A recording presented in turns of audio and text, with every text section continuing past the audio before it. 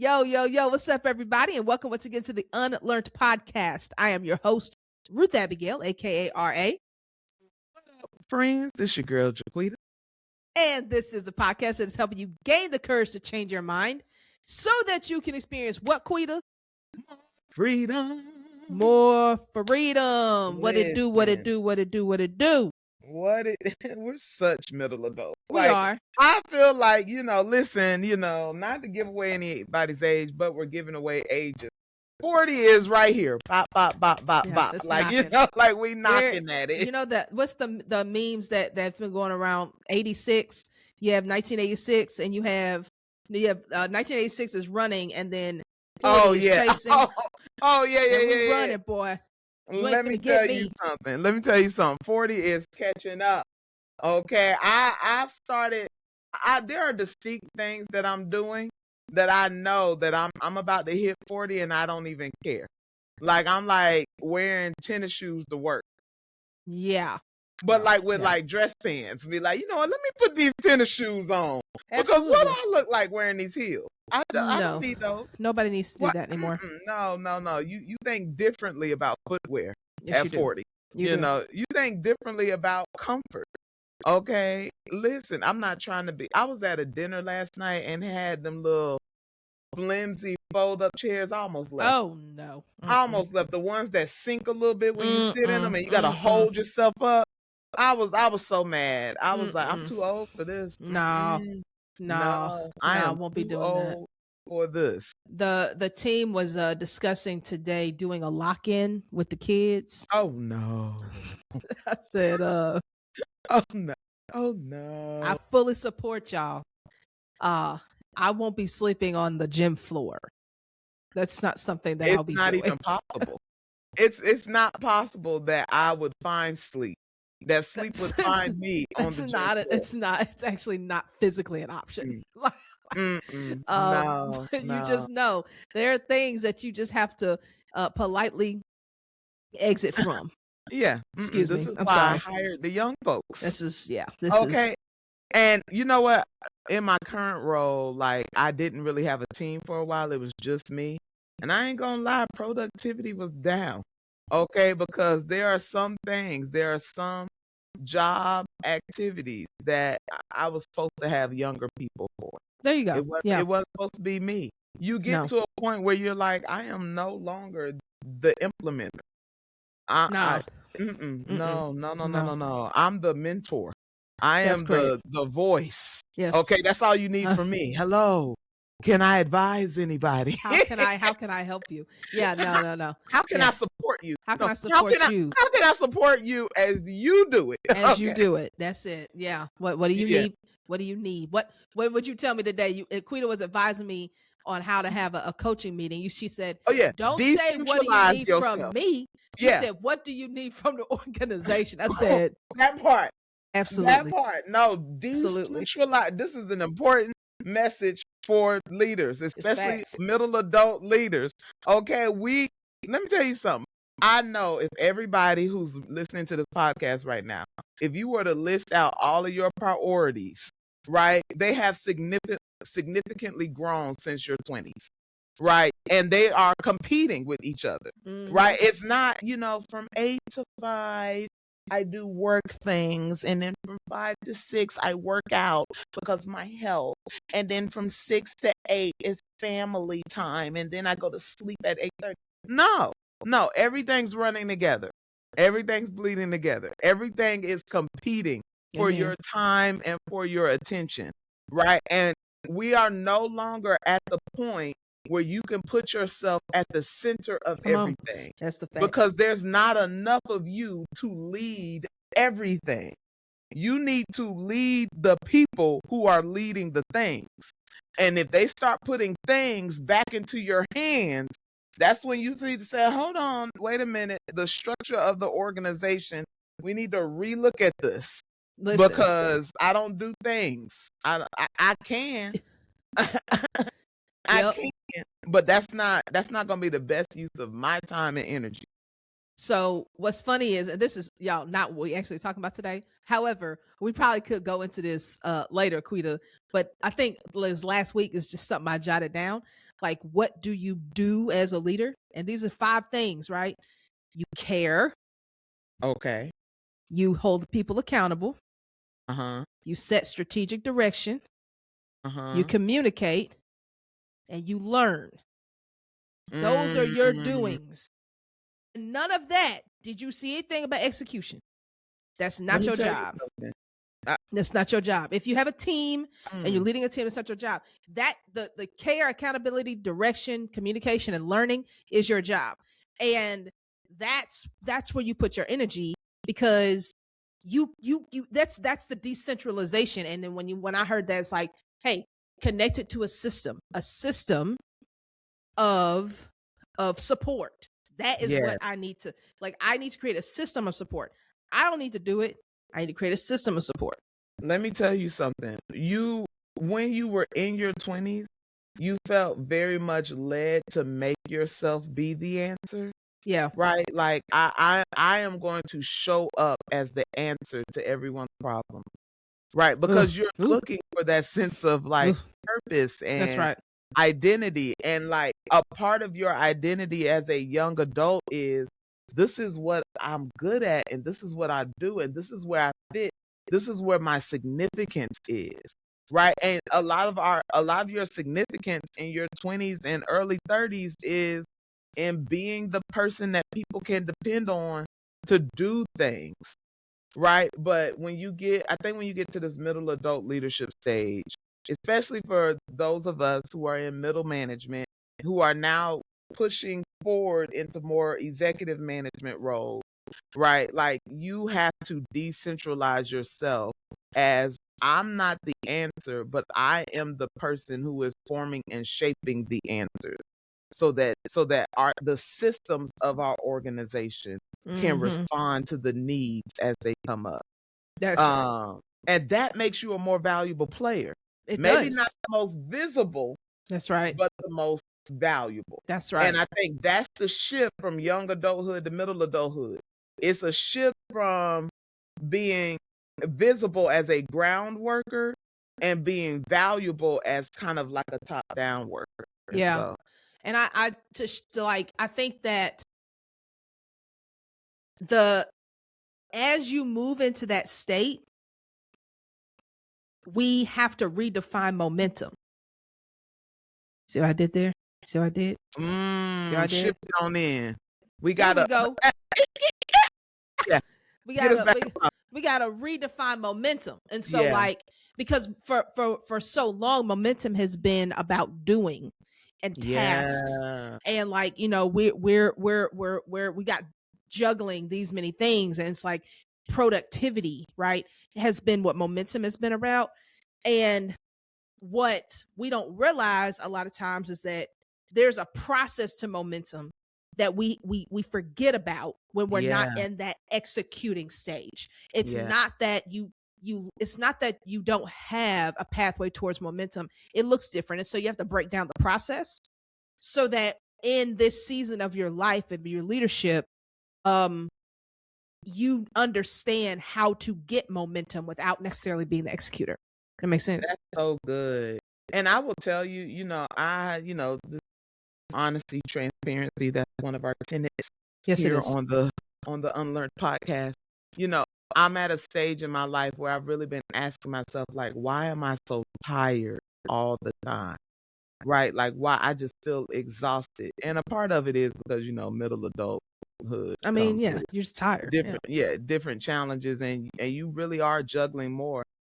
And also, if your energy, if your motivation, if your capacity is being misused, like if it's not being exerted in a way that matches the stage of life you're in, you're not aligned, right? And so you're running a race that's no longer yours. Yes. Right? You still trying to do the sprints. We not sprinters no more. Yeah. Right? We're long distance. That requires pacing. Yes. That requires different breathing techniques, right? Yeah. That requires not necessarily being the fastest one in the beginning, but being the one that can sustain the longest. Right? Like, that's what leadership looks like at this point. It's not sprinting from goal to goal to goal. It's building a long range plan that can sustain an organization and the people that are within that organization. Yeah. And so you have to shift your mindset to move from being a sprinter to being more of this cross country runner. Yeah. Right. That's good. And by the way, I did neither one of those, but it's not the point. Me Okay. either. It's okay. Me either. Joy did it. All right. Joy does it. Joy Okay. does it. Joy be running. Joy So yeah. it's represented on the podcast. Don't worry about what me and Ruth Abigail do. Don't worry about it. Okay. Sure. We have worked out recently. Before. Okay. Yeah.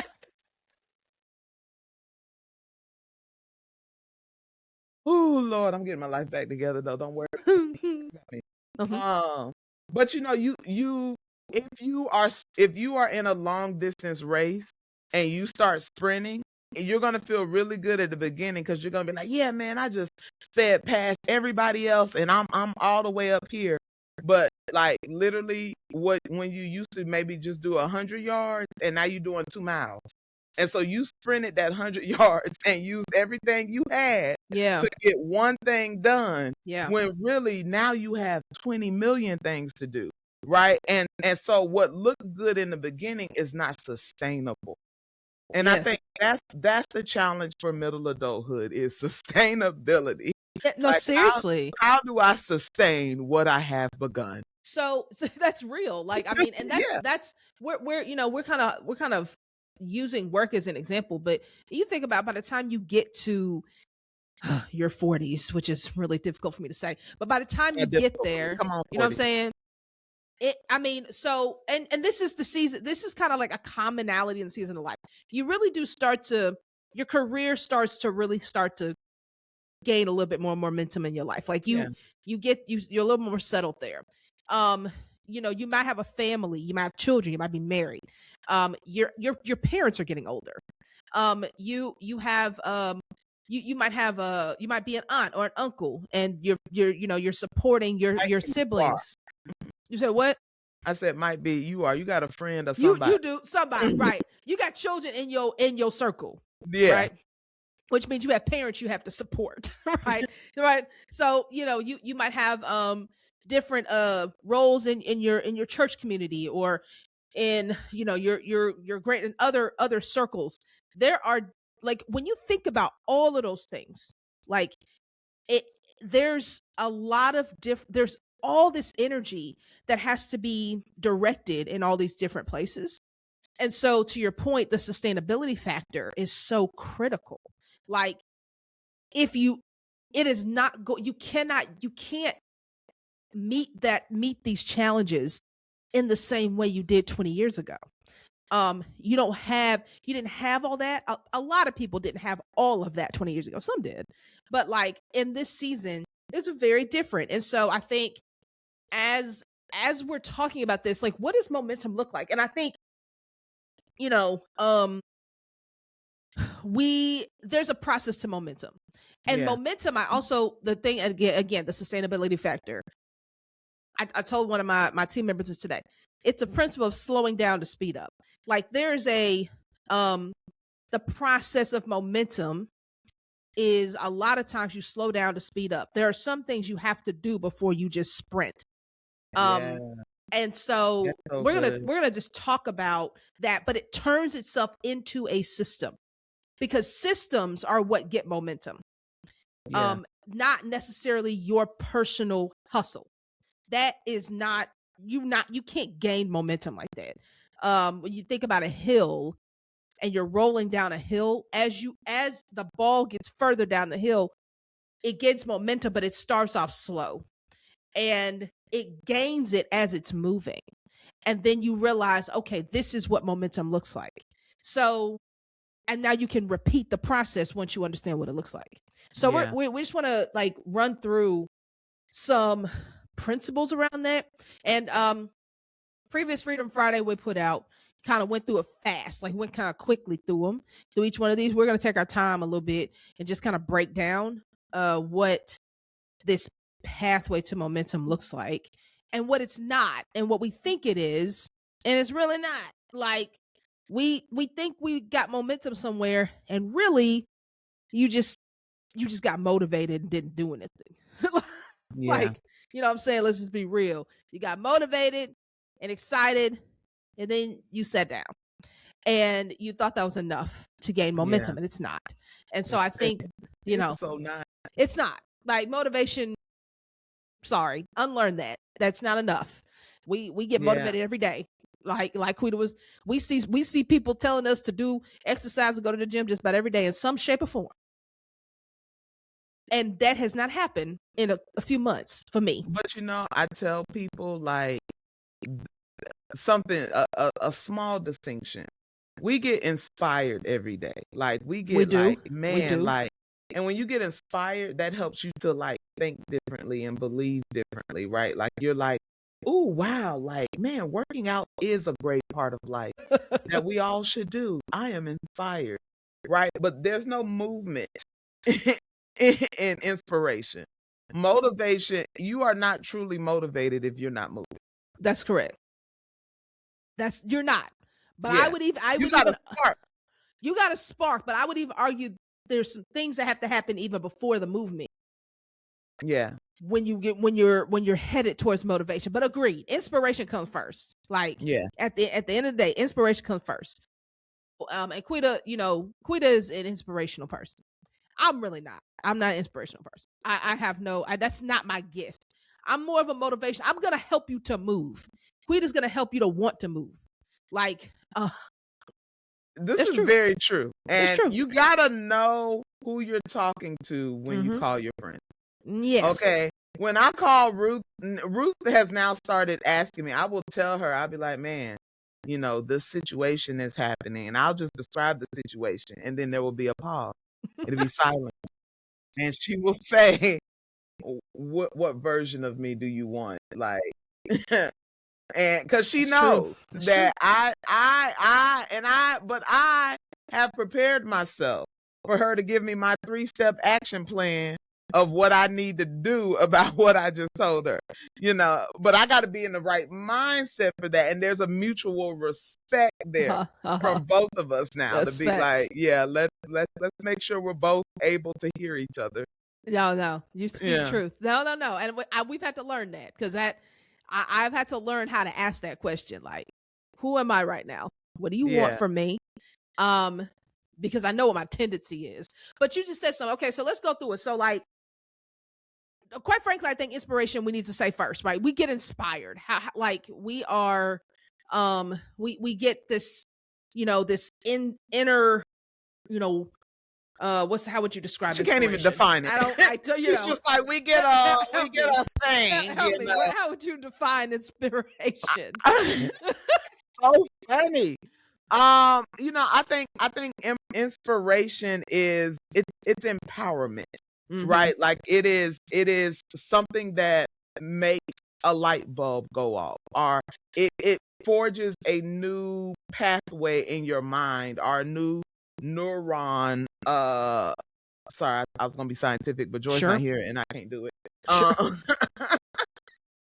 But it creates a new groove for you to think a different way, right? Okay. You have to be inspired in order to be able to believe differently. Inspiration gives you the pathway to say, wait a minute, maybe I wasn't looking at this correctly. Maybe I didn't have the right perspective. Maybe I didn't have the right understanding of what I'm actually capable of doing and capable of having. And so it reframes the way you see something. Okay. So after inspiration, after you've gotten to that point, which I do think it's a critical first step. I would argue that the next step is you are motivated. There's something that makes you want to move. Doesn't mean you've moved yet, but it makes you want to move. And it's like, okay, all right. So, Quita, what are some things in your life, and I'll name some too, that you have been inspired and then motivated to do? Specifically that you haven't done, because we want to get into that. Okay, we want to talk about what that is. Oh man, you know, it's whole idea of being a motivational speaker and just really going forth with that. Okay. And allowing myself to really do the work to build the infrastructure for it. Tag on to that, writing some books, there you writing go. anything. I could talk about PhD, but that's neither here nor there. But you're doing that. You're doing that.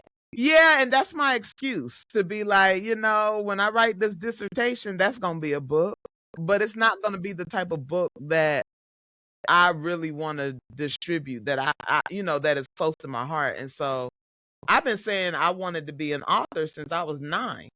Like when I was young, I was like, I'm going to write books. Okay. And now I didn't know that. Now we're knocking at 40 and there are no books. No books. There are no books. You have no books.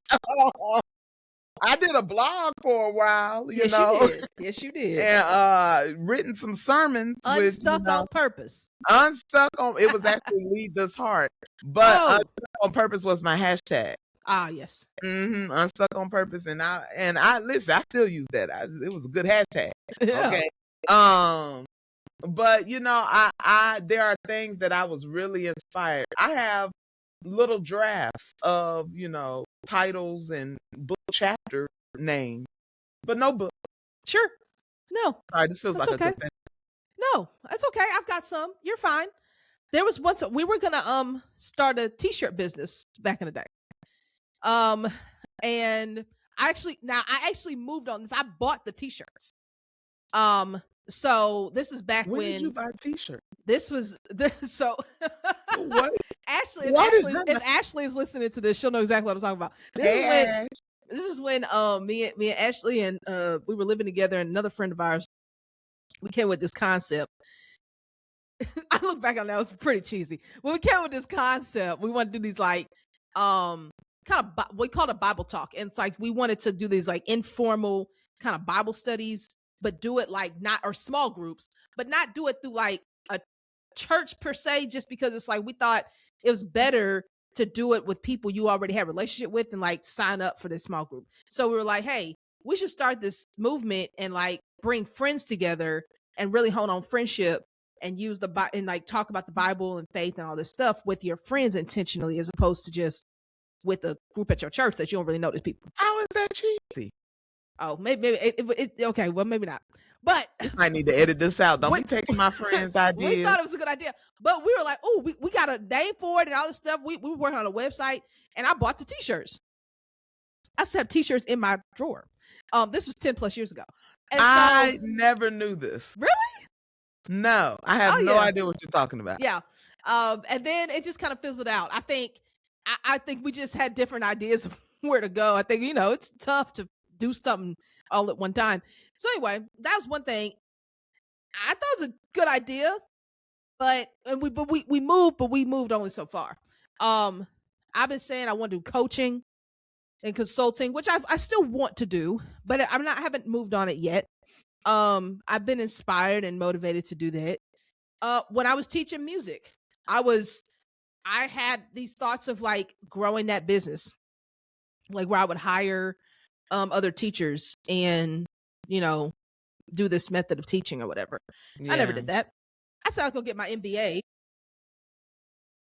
said that a few years ago, and I said if I go back to school, I'd want to get my MBA, and that has not happened.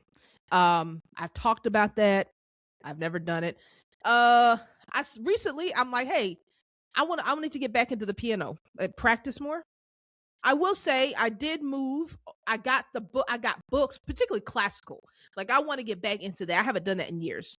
And I want to pick up some pieces I used to do in college, which is very ambitious because, believe it or not, I used to be pretty good. I love to listen to Ruth play. I used to be pretty good in college. I have lost that as of right now. I can get it back, but it's not with me today.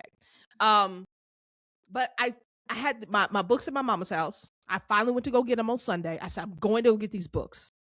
And I have actually put in a little bit of work. So it's in process. I'm not consistent, but we're getting there. But I've been saying that forever. Like I've been saying that for so long. And so these are some things that we have said out loud, maybe not said out loud, have attempted to do. Yeah. And we now have that come we've short named of momentum. listen, that part. Now that we've named some things, why don't you drop some, okay? You want to hear Send some us stuff. okay, we don't want to feel alone, You know what I'm okay? saying? Send us a message, reply to the video, and let us know what things have you said that you were inspired to do, motivated to do, but it just never really popped off, right? Never really got there. Yeah, and a lot of these things, like, I still really feel like I'm gonna do them. Like, maybe not that t-shirt business, but I really feel like I have not lost my opportunity to do them, but I have refined who I am, and so it's gonna get done in a different way. But I do have to put a lot more intentionality behind the movement after motivation in order to get that done. And so I think that the thing, and we talk about this a lot, Quita, the motivation, like I think I get motivated by the thing that motivates me oftentimes is like being able to see something and like vision it, because I'm a visual person, and it's like if I can see it, then it motivates me to want to do it. It's hard for me to do it if I can't see it, and so it's like, okay, I can see this. I can actually see myself doing this, or I can see this happening, and that usually motivates me. Also, what motivates me is like some sort of purpose behind it, like the why. Like, okay, why do I want to do this? And keeping that at the forefront and just reminding myself of it. What usually gets you motivated? I would say the purpose piece, and knowing that it is, for me, I am a service oriented person. So knowing that the purpose of what I'm doing is tied to the success of other people and tied to the success of something that's larger than myself, which is what I think, like, ultimately purpose has to be connected to something that's larger than you. Like that will motivate me, because I can be lazy for me all day. And I can, when it's just me, I'd be like, oh yeah. That's a good point. But when I feel like there are other things on the line, I think it's the oldest daughter in me. Yeah. Right. That's like, hey, I can't let it fall. I gotta hold it up. Yeah. That is definitely usually that's usually when I come to a decision point of what I need to take action on. Yeah. That's yeah, I think yeah, that other people thing is important. It kind of it's the accountability. It's like I feel like I can I don't I don't care for me like I care for others. And so wait a minute.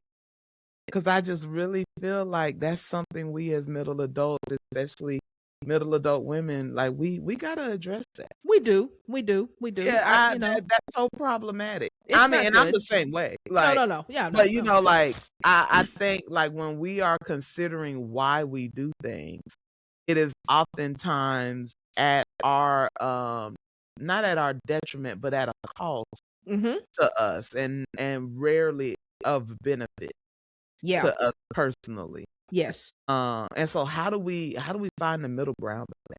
I don't know. I don't have an answer. Yeah. No, I don't said that without having an answer. Yeah, and I don't know. apologize. Normally, we do have answers, but yeah, everybody take a moment and ponder on that for yourself. Seriously. Okay. Like, yeah. Well, how do you? I mean, what do you? Because that is a thing, and I feel like we are getting better at it. It just doesn't come naturally. Like, I am much more willing to sacrifice my own well-being than sacrifice the well-being of other people. Like, I'm not willing to do that. I don't think that that's necessarily a bad thing. I mean, I think especially as believers, that's part of the model. Yeah. That we're called to follow, but also I think that we take it too far. Like, I think that we have completely sacrificed our well-being. Like, there's one thing to, like, sacrifice your time or your gifting or our giving input to something versus I am going to lay myself down so that this thing may thrive. And we do that in every area of our lives. Yeah. Yeah. Yeah. And it's not healthy. We can't keep doing that. It's not sustainable, right? It's not sustainable. But to the motivation piece, I am motivated. To your point, I think I'll echo what you said. Like when it involves other people and their progress in some way, like whether it's my family or young people I serve or my team or whatever, like it's important to me. So I can be motivated by that. The thing that happens after you're motivated, the purpose, you're aware of it, you may see it. It's like, I can do this. Like, I believe I can do this. You still haven't done anything yet. And where we get stuck is there a lot of times. Like, we get stuck in that place. Like, it's enough to believe you can do it and to want to do it, but nothing ever gets done. And so to the things that we were sharing, it's like, hey, at some point I believed I could do this and I wanted to do it. These are genuine things, but it didn't happen. Right. And so the next thing that you have to work through again, and I think these three things are the beginning of the hill that your ball is rolling down, and it's a slow movement. Inspiration, motivation, and this next one, mindset. Those three things are going to take the most time. But that mindset shift is the part of that where we really get stuck. Like, like we get so stuck there. So an example for me there is like, if I'm just being transparent with thank you for that. With the leading an organization that is a nonprofit. I think I've said this before. I'm not driven by making money. I never have been. It's not that I don't want to make a living. Don't get me wrong, but I'm not driven by making a lot of money. And so the work I do is not characterized by profit. That's not, although I'll argue it is running a business. I don't think that it's obviously doing that. It's just a different type of business. Starting any other business, coaching, consulting, whatever, I'll specifically that. The thing that I got to get my mindset shift is, people don't know me for making money. I have more of an altruistic servant kind of identity to the small world that I'm in. Yeah. And for me, to some degree, that mindset shift is, it's okay for you to make a profit. Wow. Because that's not how I've been in the world. Wow. It's not how I've shown up. Yeah. And so I have not gotten there. I'm not there. I feel like I inch towards there, but there's still something that kind of like, especially doing it simultaneously to being in the role I'm in, but even after, when my tenure is up with this particular role, going into something that's not, that's where I'm making a profit. Wow. I think it's going to be a real shift for me. And it has nothing to do with the fact that I don't think I deserve it. It's the identity factor in the world I've been in. Yeah. You know what I'm saying? Yeah, because, first of all, every time you say mindset, I keep hearing it as two distinct words. That like our mind has become set on something because we have been in that place for so long. Mm-hmm. And so like, even like what you're saying about being in that nonprofit world, and that becoming not only like what you do, but who you are. Mm-hmm. Right? Like, and we allow what we do to become who we are 100%. So much to the point that your mind becomes set in what you do. And it becomes set in a place. And in order to get yourself out of that, you literally you can't mobilize your own effort until you mobilize your mind. Yeah, and that's right. Your mind has to be flexible. And I think they talk about like neuroplasticity, like, right, like you have to allow your mind to move in ways that maybe it really hasn't moved in quite a while. Because one thing I know about Ruth Abigail, while we're being transparent, Ruth Abigail ain't got no problem coming up with a way to make money. Okay, right? No. Every time, so I bake pound cakes, right? For fun. Okay, like, because I'm good at it and I know it's an easy way for me to give something to someone or to do something for someone and, and be like, hey, here's a pound cake, right? Ruth Abigail gave me a full-fledged business and she was like, you can fund all of the things if you will just sell 20 pound cakes at Thanksgiving. Hey, hey, it's the truth. Like, but that's the way your mind naturally works. Right. But when it comes to you, your mind has become set in a place. And I think that the only way to make something move differently is you got to flex it differently. You have to exercise it differently. You have to use it differently or else it will kind of go back into its normal flow. Yeah. And so you have all of these ideas and all of these ways that you make the organization you work for money. Yeah. You know what I'm saying? Like you have 10 million methods for bringing in money and funds and resources and connections and partnerships. And so how do we get ourselves out of a space of being stiff? Because that's really what it is. Like when your mind has become set, it really means that there's an area in your life that you have become stiff. Yeah. Right. And you've become almost immovable. And the only cure to that is to move anyway. Yeah.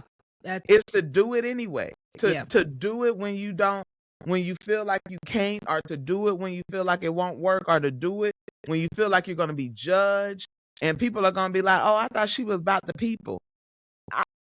I am about the people, me as a person. Okay. With a family. Yeah. And with other goals and objectives to my life other than what you may have known me for. And so how do you become a person that you haven't known? I think, and it starts in the mindset. And the only way you can be encouraged to step outside of yourself is that you have to have people around you. You have to have people around you who have either flexed those muscles before, right? Or who are further ahead that say, hey, I see where you are. This is the way, right? Yes. And I think a lot of times as middle adults, we have gotten very used to encouraging, inspiring, and motivating ourselves, right? Or to go into a YouTube like, I'll figure it out. I'll find a YouTube video. Like right. I also think it's because of all the financial things we've been through. We've been like, I ain't paying nobody for this. Right. Well, a YouTube video. Right. YouTube University will show me how to do this. Right? Something break, I'm gonna figure it out. I ain't paying nobody to fix nothing or to help me get to the next level. Somebody on YouTube will show me. But there comes a point in your life where to get somewhere that you've never been, you got to do something you've never done. 100%. Or else your mind will stay set. And you said it. I think we try to do this ourselves, but really the secret sauce is getting with other people who are doing it. That's the sauce. Like we have to do that. I'm blessed to have a community of people, of friends who are that. They're entrepreneurs. They make money. They do that. And I'm the only one. I think currently I'm the only one in the nonprofit field right now. And so, when we have conversations, sometimes I shut up and listen because I'm just listening. And it's like, because I need this, right? And they don't even really realize what it does for me. But it's like, my mindset has, because I have to realize most of my problem is me. It's not other people. Yeah. I would dare say 9 out of 10 people would be like, yeah, that's exactly what you need to be doing. Yes. And this is how you need to do it. XYZ, XYZ. Yeah. It's me. It's my mindset. And so it's me, oh Lord. My Lord. And so it's not other people. It's what I perceive from other people. And that's not always true. And I think like that can be the hardest thing about changing your mindset, is admitting that your mindset is the way it is because of you, not others. And when you get that, once you unlock that, then to your point, The only way to unlock it is to just move on something. You just have to do something. And I think that's when you have moved, that's how you know your mindset has shifted. You don't know that you've actually changed your mind until you've moved in some way. Listen, the Bible says you'll know a man by his fruits. That's right. Right. You have to. Nobody's looking at the vine saying who. Right. It's what comes out of the vine that identifies what your source is. Right. And so I think that so many things I could say, because there's so many reasons why we don't move. Man. Right. When we talk about mindset, honestly, I think that we have gotten to a place where mindset has become this very intellectual thing. Right. Like when we say, oh, I just need to change my mindset, it's I need more knowledge, or I need more understanding. Right. Yep. And really, your mindset is so connected to your will, and it's so connected to, when we go back to motivation and inspiration, this is why they're all connected. What are you believing about what you can do? What are you believing about what's right and what's wrong? What are you believing about what your actual capacity is? Right. The reason I didn't want to do a PhD, I was like, I ain't got time for that. Right? I was like, I got other things to focus on. I don't need to be doing a PhD. I'm probably not going to enjoy it. Everybody who does it looked like they were miserable. And everybody I talked to who had recently finished their PhD, they was like, girl, only go if the Lord call you to it. Don't be, PhD ain't for everybody. Everybody ain't called to it. Yeah. And immediately, because my mindset, the place where my mind tends to get set and I tend to get stuck, is in the I'm not good enough realm. Right? Or I don't have enough, or I'm going to fail. Right? Like I'm thinking Inside Out, the second one. Yeah. And where she was, playing hockey, she was going, she was starting to spiral. She was starting to spiral. And remember, it was just kind of like they were learning, like there's a memory that can create like a theme, like a message for your life that is like the repeating echo in your head of this is where you are, this is who you are.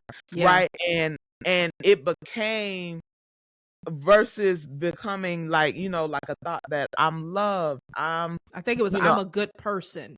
I'm a was good the one person. that they wanted, and it got replaced. It got replaced with I think I'm not good enough. I'm not good enough, right? And so it is so critical for every middle adult person, right? Because I think we've just identified this. We know who we talking to. Young adults, if you want to get ahead of the curve, okay, then listen in. Maybe you can avoid some of the pitfalls. Amen. Okay, maybe y'all can be different. Okay, I hope so. Maybe y'all can go faster and be stronger. All right, and make better decisions. That's my hope for you. That's beautiful. That's what I want. But when we're thinking about this middle adult life, there are messages that we have been carrying that have informed how we see ourselves, how we show up in the world. And until you identify what the mindset is, not the intellectual thing that but the more intrinsic thing that you have begun to believe. Yes. There is a belief that is keeping you stuck. Yeah. And I think the belief for me was there was always a fear that I'm going to fail. Like whatever I try, I'm going to fail. Like it's not going to work. Yeah. Because there's something in me that doesn't work. Right? And for the majority of my life, I just had this lowered experience or understanding of myself. Like you're not that good, you're not that smart, you're not, just feeling like I just wasn't who other people might have thought I was. And so everything I did with the fear of I'm going to fail and everybody's going to realize that I'm not as good as they thought I was. And so it produced in me this crippling fear that prevented me from trying new things. That prevented me from going after what I thought I should have, or what I thought I should want, or who I thought I could be connected to, or what rooms I thought I could get in, or what degrees and opportunities I thought I could have. It prevented me from going after it because, again, the crippling fear was, you're going to fail. Yeah. Because there's something in you that believes that you're a failure before you even try. And it wasn't until I got to my middle adult years and that I really started addressing not how I felt about what I do, but how I felt about who I am, that I was able to shift and approach life differently. Now I be like, hey, I'm that girl. Okay. Yeah, I'm that girl for what I know I'm that girl for. Yeah. I'm not that girl for everything, but I can do anything. That's right. I can't, and I think that's such a good statement. I can't do everything. I can't do everything, but I can do anything. That's right. Like I might not do it the way that somebody else would do it, but if it's mine to have, and if it's my space to occupy, and if it's my seat at the table, I can sit in that seat. I can have that position. I can be in that relationship. I can fraternize with those people. Right.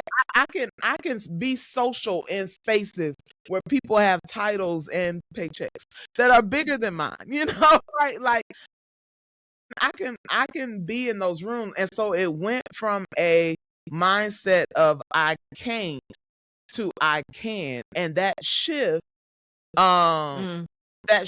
opened many doors. Yes. Yeah. And I think that's it. That is the, I like what you said. I'm not for everything, but I can do anything. Like I can do that. Like, and that is the mindset. And it's amazing. It doesn't have to be much, but that mindset shift. And like you said, it changed things. Like when your mind changes, you do move, because you can't have a changed mind and stay where you are. Yeah. Like, you won't be able to handle that. Like, it's like, no. This is different. Like, I have to do different because I truly do believe something different now.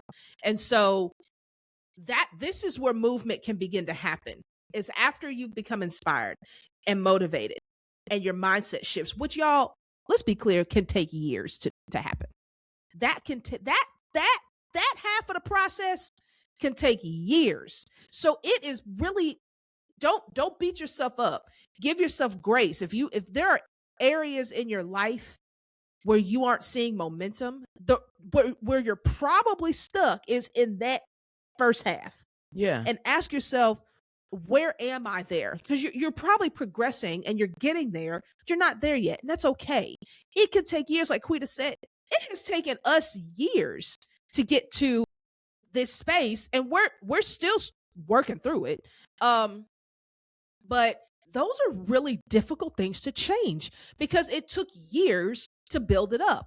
And you weren't building up a mindset of unbelief on purpose, right? That's just the product of life. So now you're trying to build up a new belief system on purpose.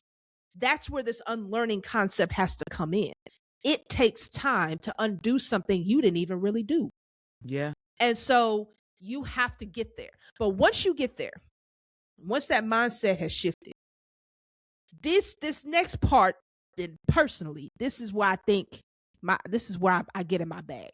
I am pretty good. Once your mindset has changed, let's go. Like, we can go. Out. We can go. There is a process that works. I think I've shared this before. I'm a builder. I like to start things from scratch. Some people, that freaks them out. It does not freak me out. It makes me excited. I wanna be at the beginning of a thing. And so one of the things that I have learned is that it stops one of the biggest things that trips people up, even if you have a changed mindset. Okay, cool. Now it's time to move. what trips people up is moving without a plan. When I talk to people who are ready to do something and are excited about doing it, okay, what's your first move? Well, I was thinking this, but I have to do this, and I really need to learn how to do that first, and then I need to talk about this, and then I'm not really sure what I'm gonna do after that. And now you have all these questions on movement. When I said, what are you going to do first? I didn't ask you for the whole plan, because guess what? You don't know the whole plan. You won't know the whole plan until you start moving. And what scares people is moving without a plan. You've got to take a step before you know the next one. So that's how you build something. You don't build something. You have to take the step before. If you're really trying to gain momentum, I won't say build. If you're trying to gain momentum, you've got to take a step before you know what the next step is. Yeah. Otherwise, you will be frustrated that you are mentally ready to change, but physically nothing has happened.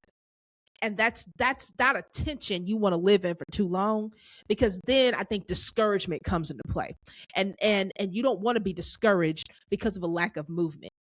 You've done the hardest part. The hardest part is changing this up here.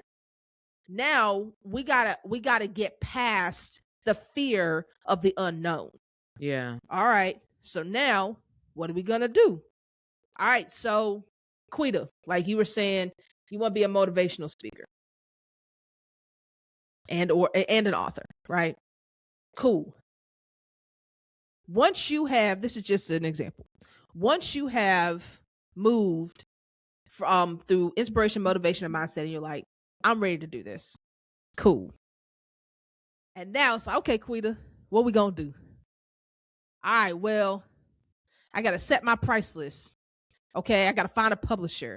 I gotta give it a website. I have to figure out what am I write about? What am I speak about? What is all this stuff? All these questions that you're trying to answer before you move. No, what are you gonna do first?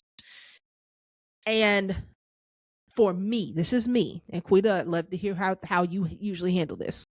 When I've gotten to the point where I'm ready to move, a lot of times the first thing I do is I tell somebody what I'm about to do. For me, that holds me accountable. And I don't just tell anybody. I tell somebody who's going to make sure I'm going to do it. And I don't just, I tell you, I definitely tell you, but I will tell people who it's going to affect. So it's like, if somebody asks me, hey, I need your help with thinking through this problem. Okay. Here's I'm creating like a system to do that. Well, okay, I'm going to do this. You're going to hear from me in 2 weeks. It has to affect you. So I'll just tell my friends or my mentors. I'm going to tell people who would actually be helped by what it is I'm trying to do, because that puts me accountable to say, I got to do something towards that thing. Right. So when we were doing this podcast, when we started the podcast, right, back in 2023, before Quita and Joy got involved, that's when I got to that point where my mindset has shifted. It took a minute. It took about a year for me to really believe that this was possible. Then one of the first person I told was the first guest on my show. I said, I want you to be the first guest. As soon as I said that, there was an expectation that they were going to be a guest on it. So now I got to do something. I done told the people I want them to be my first guest. That is, it tricks. It's a hack for people who find themselves procrastinating or overthinking or just kind of paralyzed, and because I don't really know, the unknown kind of freaks me out. That's a hack.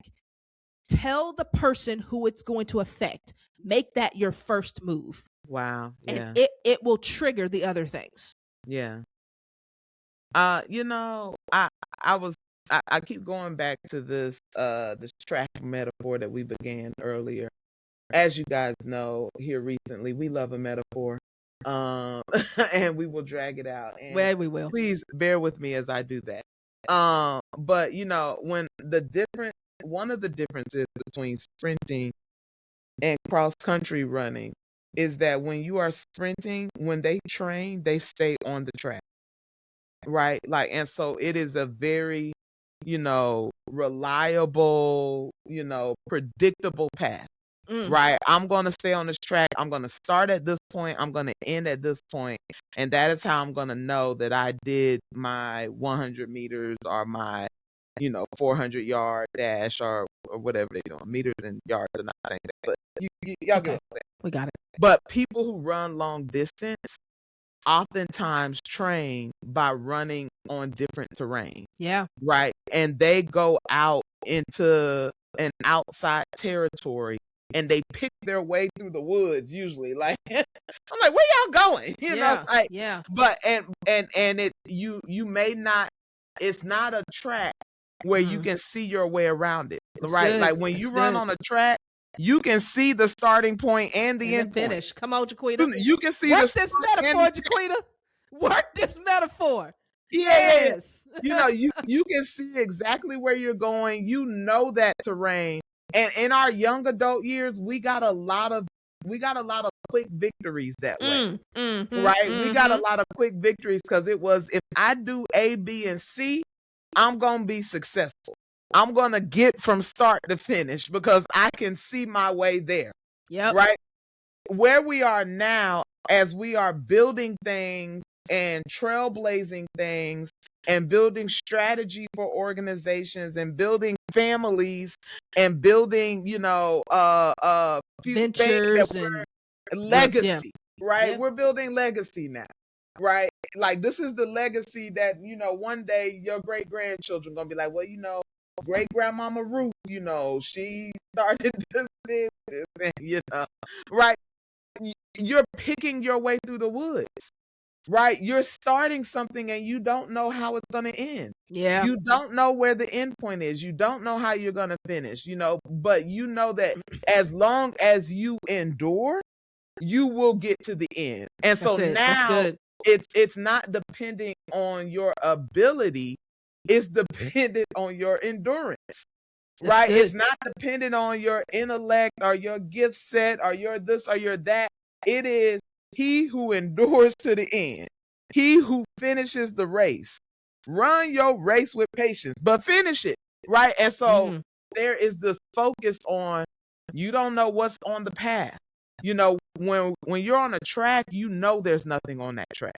You're not gonna get tripped up. Nobody's gonna do anything. There's rules and regulations to the track.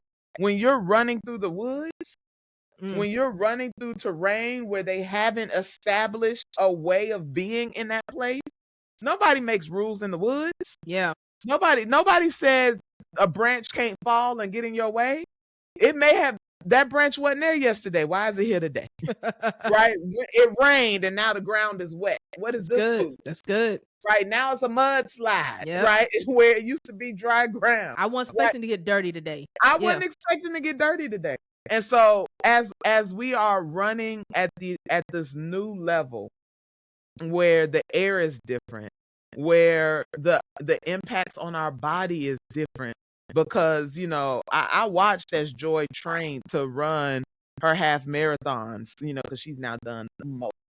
Okay, we love producer Joy. We're very proud of her. We're very proud, very, very proud. But Joy would, one day she would run 5 miles, then she would run 6, then she would run 7, 8, and 9, and then she would taper off, and then she's running, and she's, there is a system to learn how to train your body to be able to endure that race. That's right. And I don't want anybody to see the process that they're in as wasted time. No. You've been training. You've been at the 5-mile mark and you learned how to do 5 miles. And then you were at the 6-mile mark and you learned how to breathe through and push through another mile. Then you had to add another mile and you had to learn something else and you had to become something more in order to get to this point. And now we are finally at the part where we can get in the race and show God and show our communities and show our families that I'm built for this. I'm prepared for this. I may not know what the terrain is going to hold, but I know how to finish. That's good. I know how to finish. And so when you're thinking through the expectations of yourself, and you're thinking through, okay, this is, like this whole idea of pushing yourself, right? And holding yourself accountable. You need people in your life who not only hold you accountable for to finish, but also celebrate you through the process because they believe that much in you finishing. Right. I don't celebrate you at mile 1 because I knew you were good at running 1 mile. Yeah. I celebrate you at mile 1 because I know you're gonna get to mile 5. That's good. I celebrate you at mile 5 because I know you're gonna get to mile 9. I celebrate you at mile 9 because I know you're gonna finish. And I just think that we are at a point just in human history. Honestly, it is easy to look at the world right now and become very discouraged, I ain't gonna name nothing, but everybody know what's going on. Okay. Right. It is very easy to really believe that things could bring an end. But I have to remain in faith and in hope that God is a finisher. That's right. And that he will finish what he began. That's right. That he will finish the good work that he started in me and in us. And that there is still a good work that is working on our behalf. That all things are still going to work together for the good of them that love God and are called according to his purpose. And so you have to believe in the finish. And I think that's where the mindset shift has to start, is that because I ain't gonna lie, my personality type, I love to begin a thing. Okay, I love to start a thing. It's beautiful, right? But the power of creating systems that last past you is learning how to finish. And with that, finishing, and I think this is the what's the word I'm looking for? This is the next level that where momentum comes into play. And I think you said it with the long distance analogy. I love this. This is, y'all go back and listen. That was good. That was good. You did your good stuff on it. Once you've done it one time, you know you can do it again. Now you don't necessarily know what's coming because you cannot say that. But if you finished one, you know you can finish another one. That is momentum. Wow. That's momentum. So like it's a predictable path to success. So like I am aware, okay, let me back up. So when you start to move, do the thing that's going to get you on the path. Start running. Just start. The gun has gone off. Don't sit there and try to figure out your way through them woods. Just start running. There's no way that you're going to know what's coming ahead of you. You might fall and slip and get dirty, and all that's real. That's called the journey. It is what it is. Once you do that, you will on your way begin to see things you didn't see before because it's within your sight. Okay, this stick tripped me up. I see another stick. I'm going left. All right, cool. I see this puddle over on my right. I just got wet back here. I'm not trying to get wet again. Let me go around the puddle. You start to recognize things and patterns as you move. Too many of us get stuck by trying to figure all that out before we move at all. And a lot of times we get it wrong because you don't know what's coming. So you want to start moving. Once you have done the movement and you've worked through the movement and you've gotten to whatever your finish is, you go back and you create a method. Now, this is what I know to do. I got a method to the marathon. I know how to do it. Again, doesn't mean everything will be the same, but I recognize what is needed to get to the finish line. And then I repeat the method. When you can repeat the method, which is your predictable path to success, momentum. Yeah. Now I can move because I've gone through all these steps. I've changed my mindset. I've been inspired. I'm motivated. I changed my mindset. I started to move. And then I look back after I've gone through the slug of getting there and said, how did I do that? What was the pathway? Yeah. Here's the pathway. I can repeat it. If you can't repeat it, you have no method. but you can't repeat something you don't finish. So so now you have a methodology, and that's when I can repeat the process over and over and over and over. And I could do that in this section. Now, this you got to take this in each thing, right? So this, just because you do it in one area of your life doesn't mean it automatically happens in another, but you understand the process. And I think that's when momentum happens, and the snowball gets faster and faster because you begin the process again with confidence, and you're not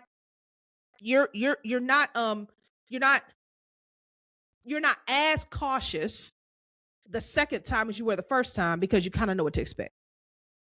Right. And so I'm willing to take more risk. I'm willing to go a little bit faster here. I'm willing to, I'm I know who to trust. I know who not to trust. Like I know those kind of answers, those kind of questions get answered your first time. And then when okay, let me press repeat. How does this need to work now? Now I can say, okay, cool, let's do it. And then by the time you get to your third time, your fourth time, it's like, okay, all right, cool. Like, I know how to do this. Again, it doesn't mean it's going to be easy. It doesn't mean everything will work out exactly the way it did before, but you approach it differently because there's a confidence you have. And so the momentum that you're looking for will show up faster, but you've got to get through those steps first. And I think that is your key to actually having momentum in these areas of your life. You've got to start you got to work those first three, which could take a long time: inspiration, motivation, and mindset. And then you just start moving, and then track your movement, process it, and push repeat. And then teach it to somebody else. I was just about to say, like, as a PhD student, I was like, man, this is, when you said methodology, I was like, absolutely, like methodology, theory, you are building, this is how we create knowledge. Like, this is how we add to the database of what it means to be successful, of what it means to create and to build and to strengthen infrastructures. This is how we create. When we allow ourselves to change and to go through our processes, we also empower systems to change and other people to have access to what we've learned. And it takes that, as a leader, it takes you going through the unknown territory. That's it. In order to be able to show your team, to show your organization, to show your family, to show your churches, to show whatever it is that you're tied to, the way. That's it.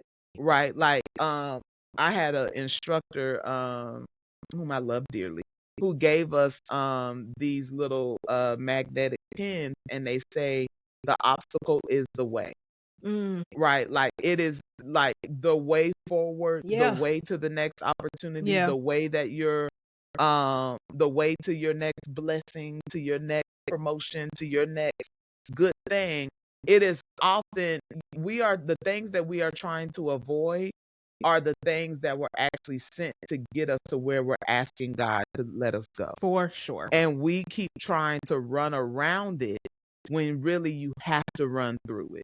That's right. Because the benefit that you get by going through the obstacles will far outweigh the pain, the struggle, the stress, everything that you experience. And I think so many times we get stuck in experience.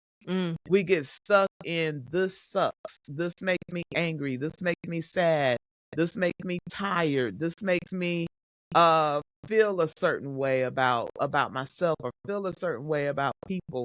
But going through that thing is what produces in you the necessary piece to the puzzle that gets you to your next level. That's right. And that's right. You getting to your next level is empowering someone behind you to also get to there. You gotta, that's it. I mean, that's it. And anyway, I think that's true momentum. When you can multiply that thing outside of yourself. That's good. That's it. That's what you want to do. You got to multiply. That's the next M. That's, hey man, look at God. Look at God. That's right. No, that's true. You got to multiply it. And so I think that's it. Good. Is that, are we done? I think we're done. Joy hates Joy when we would do be that. so proud of us ending like this. I think that's it. Like, I think that's it. I think we're done. But I think this is really powerful. Listen, if you too thought this was powerful, if you found, listen, the nuggets be dropping. They do. And I'm not saying it's because we're so good. I'm saying it's because we serve somebody that's sad. Hallelujah. Right. The nuggets be dropping. And if you want to be a part of this community, which I think everyone should, because we are just really excited about just learning and growing together. So come do it with us. Like, share, subscribe, comment. We want to talk with you guys. Listen, I went to a birthday party this past weekend, and somebody stopped me because they saw an interview that we did and absolutely loved it. I love it. If you watch the podcast, you see me out and about, pull me to the side. Let's chit chat about it. You know, we love talking about it. We love talking with you guys, and that's why we do it. So like, share, subscribe, comment, engage. Guys, thanks for listening, and we'll see you next week. Until then, let's keep unlearning together so that we can experience more freedom. Peace. Bye, y'all.